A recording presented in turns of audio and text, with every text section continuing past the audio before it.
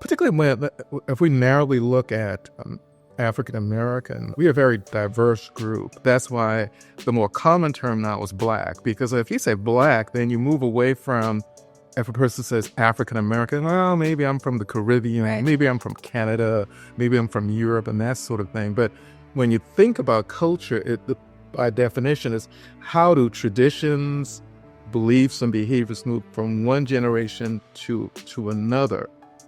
With regard to mental health, what do? You have to look back. Do you look back to, like one of your colleagues is from Jamaica? Do you go back to Jamaican culture and see exactly how Jamaican ancestors deal with mental health?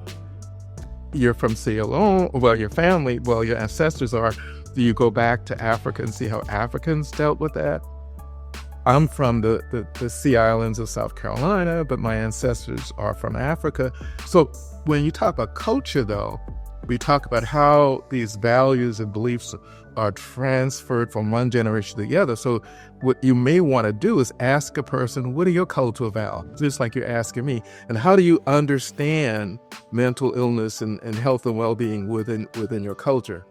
A couple of things, though, that tends to stand out with regard to culture tends to be things like, and I'm not beating up on religion, but it could be, well, maybe the person is not praying hard enough, or maybe there's some act of God, but that's not generally the province of Black folk or people of color.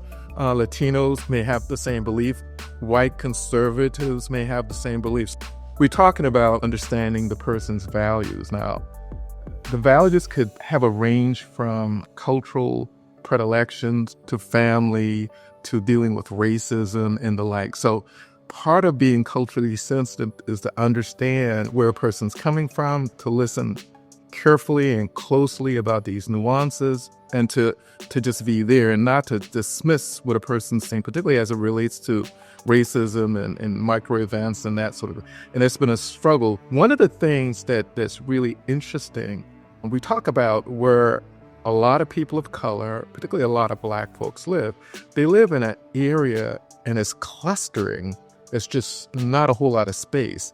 And psychologists have done experiments with rats. And you say, oh, we're not rats, but they serve as a good barometer on behaviors of human beings. Many of the research that we've done started with rats. We moved to college students and then to the population in general. But what they found is when they put rats in a very limited space, what happens? They start hurting themselves. And it's kind of similar to a lot of communities, Latino, Blacks, even whites. When you live in a certain community with no space, not even an area to breathe, then you become more aggressive.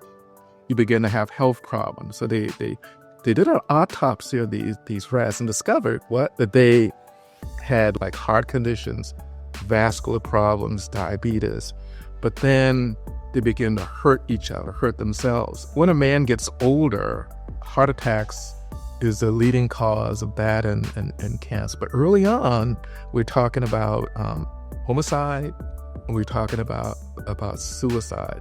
Now, where am I going with this? Part of the feel and part of when you look at the whole notion of mental illness or mental health, we have to address the whole notion of trauma. Generally, on average, the evidence suggests, by and large, African Americans experience a lot of trauma. Things that they've witnessed, things that they've heard about, and things that they've directly been a part of.